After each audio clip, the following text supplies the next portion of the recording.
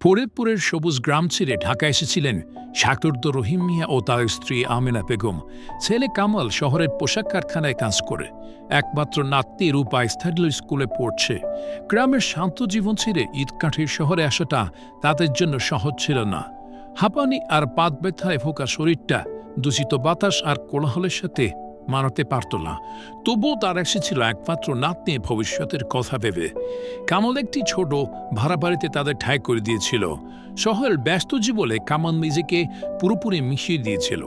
কাজের চাপে বাবা মার সাথে কথা বলার সময়ও বেদ না।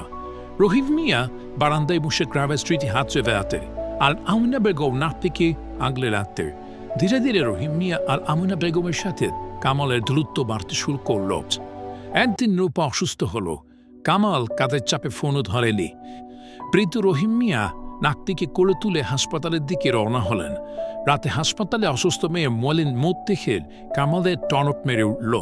সে বুঝতে পারল শহরের ব্যস্ত জীবনের ছুটে চলতে গিয়ে সে তার পরিবারের সবচেয়ে মূল্যবান সম্পর্কগুলোর প্রতি অবহেলা করেছে। এরপর থেকে কামাল চেষ্টা করত কাজের ফাঁকে বাবা মায়ের জন্য সময় বের করতে।